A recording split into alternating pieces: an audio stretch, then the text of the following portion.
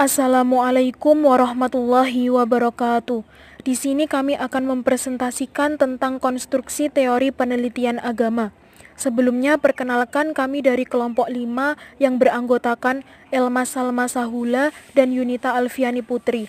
Kami dari Prodi Studi Agama-Agama kelas A.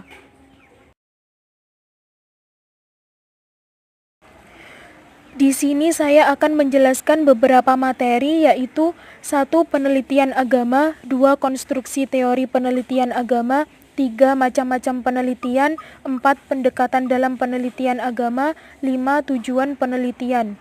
Mari simak beberapa materi berikut ini. Masuk pada materi yang pertama, yaitu penelitian agama dan penelitian keagamaan. Penelitian adalah upaya sistematis dan objektif untuk mempelajari suatu masalah dan menentukan prinsip-prinsip umum yang berupaya mengumpulkan informasi yang bertujuan untuk menambah pengetahuan. Penelitian dipandang sebagai kegiatan ilmiah karena menggunakan metode keilmuan, yakni golongan antara pendekatan rasional dan pendekatan empiris. Agama sebagai objek penelitian sudah lama diperdebatkan, karena agama merupakan sesuatu yang cenderung berkeyakinan bahwa agama memiliki kebenaran yang mutlak, sehingga tidak perlu diteliti lagi. Agama mengandung dua kelompok ajaran. Yang pertama, ajaran dasar yang diwahyukan Tuhan kepada para rasul untuk manusia yang terdapat pada kitab suci, bersifat absolut, mutlak, benar, kekal, tidak berubah, dan tidak bisa dirubah. Sedangkan ajaran kedua merupakan penjelasan-penjelasan para pemuka atau pakar agama yang bersifat tidak absolut, tidak mutlak, dan tidak kekal. Di sini terdapat beberapa perbedaan pendapat. Di antaranya terdapat 3 perbedaan pendapat menurut Harun Nasution, menurut Mukhti Ali, dan menurut Middleton. Yang pertama, menurut Harun Nasution, agama dalam pengertian dapat digunakan sebagai objek penelitian tanpa harus menggunakan metode khusus yang berbeda dengan metode yang lain. Sedangkan menurut Mukhti Ali, menggunakan istilah penelitian agama dan penelitian keagamaan dengan arti yang sama.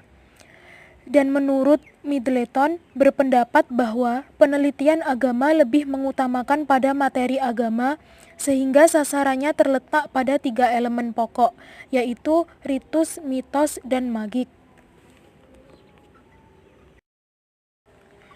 Masuk pada materi yang kedua, yaitu konstruksi teori penelitian agama.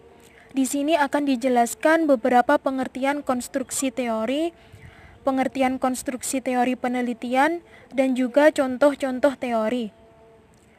Pengertian konstruksi teori adalah susunan dari suatu pendapat asas-asas atau hukuman mengenai sesuatu yang antara satu dan yang lainnya saling berkaitan, sehingga membentuk suatu bangunan.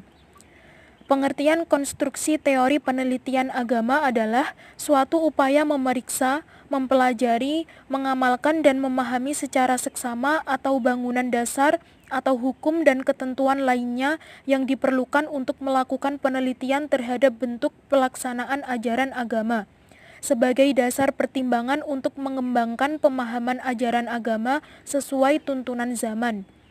Contoh teori-teori yang dapat digunakan dalam penelitian keagamaan diantaranya adalah teori perubahan sosial, teori struktural fungsial, teori antropologi, sosiologi agama, teori budaya simbolik, dan juga teori pertukaran sosial dan teori sikap. Masuk pada materi yang ketiga, yaitu macam-macam penelitian. Di sini terdapat beberapa macam-macam penelitian, diantaranya 1. Penelitian historis. Penelitian ini memiliki ciri-ciri antara lain tergantung kepada daya yang diobservasi orang lain daripada yang diobservasi oleh peneliti sendiri. Harus tertib, ketat, sistematik, dan tuntas, dan bukan sekedar mengoleksi informasi-informasi yang tidak layak, reliabel, dan berat sebelah. Penelitian historis ini bertujuan untuk membuat rekonstruksi masa lampau secara sistematis dan objektif dengan cara mengumpulkan, mengevaluasi, dan memverifikasi bukti-bukti untuk menegakkan fakta-fakta dan memperoleh kesimpulan yang kuat. Yang kedua adalah penelitian kasus dan penelitian lapangan. Penelitian ini memiliki ciri-ciri antara lain dari pengertian penelitian kasus sendiri adalah penelitian mendalam mengenai unit sosial tertentu yang hasilnya merupakan gambaran yang lengkap dan terorganisasi dengan baik mengenai unit tersebut. Dibandingkan dengan studi survei yang cenderung meneliti sejumlah kecil variabel pada unit sampel yang besar, studi kasus cenderung untuk meneliti jumlah unit yang kecil, tetapi mengenai variabel dan kondisi-kondisi yang besar jumlahnya. Penelitian kasus dan penelitian lapangan ini bertujuan untuk mempelajari secara intensif tentang latar belakang sekarang dan interaksi lingkungan suatu unit sosial individu, kelompok, dan lembaga ataupun masyarakat. Yang ketiga adalah penelitian korelasional. Penelitian ini memiliki ciri-ciri antara lain cocok dilakukan bila variabel-variabel yang diteliti rumit atau tidak dapat diteliti dengan metode eksperimental. Studi macam ini memungkinkan pengukuran beberapa variabel dan saling hubungannya secara serentak dalam keadaan realistiknya. Penelitian korelasional ini bertujuan untuk mendeteksi sejauh mana variasi-variasi pada suatu faktor berkaitan dengan variasi pada satu atau lebih faktor lain berdasarkan koefisiensi korelasi. Yang keempat adalah penelitian tindakan. Penelitian ini memiliki ciri-ciri antara lain praktis dan langsung relevan untuk situasi aktual dalam dunia kerja secara fleksibel dan adaptif, membolehkan perubahan-perubahan selama masa penelitiannya dan mengorbankan kontrol untuk kepentingan inovasi. Penelitian tindakan ini bertujuan untuk mengembangkan keterampilan-keterampilan baru atau cara pendekatan baru dan untuk memecahkan suatu masalah dengan penerapan langsung pada dunia kerja atau dunia aktual yang lainnya. Masuk pada materi keempat, yaitu pendekatan-pendekatan dalam penelitian agama. Di sini terdapat beberapa pendekatan-pendekatan, di antaranya adalah 1. Pendekatan sejarah.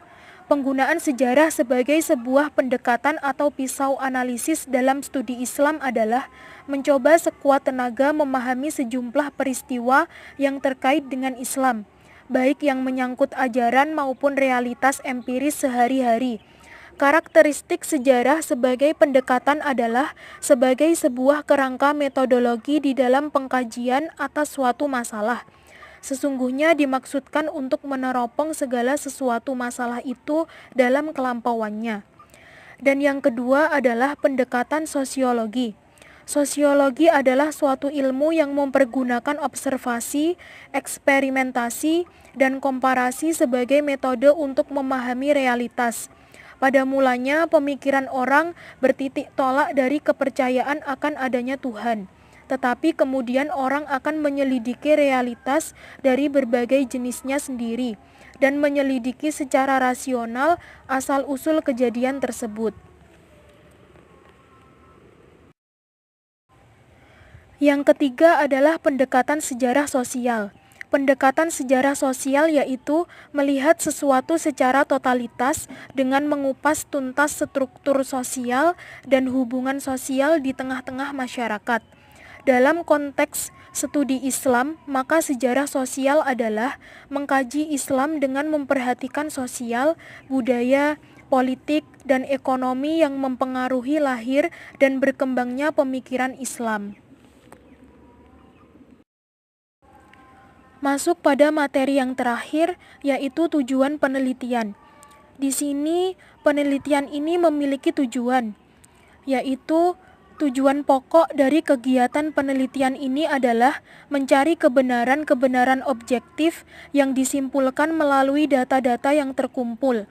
Kebenaran-kebenaran objektif yang diperoleh tersebut kemudian digunakan sebagai dasar atau landasan untuk pembaruan perkembangan ataupun perbaikan. Perkembangan atau perbaikan dalam masalah-masalah teoretis dan praktis dalam bidang-bidang pengetahuan yang bersangkutan. Dengan demikian, penelitian mengandung arti upaya menemukan jawaban atas sejumlah masalah berdasarkan data-data yang telah terkumpul.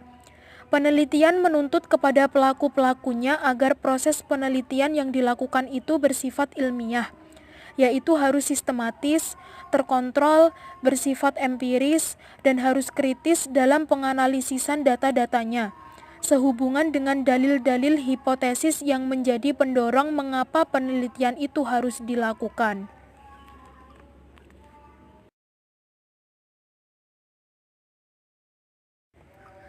Sekian dari kami. Apabila ada kekurangan dan kesalahan, kami memohon maaf yang sebesar-besarnya. Terima kasih. Wassalamualaikum warahmatullahi wabarakatuh.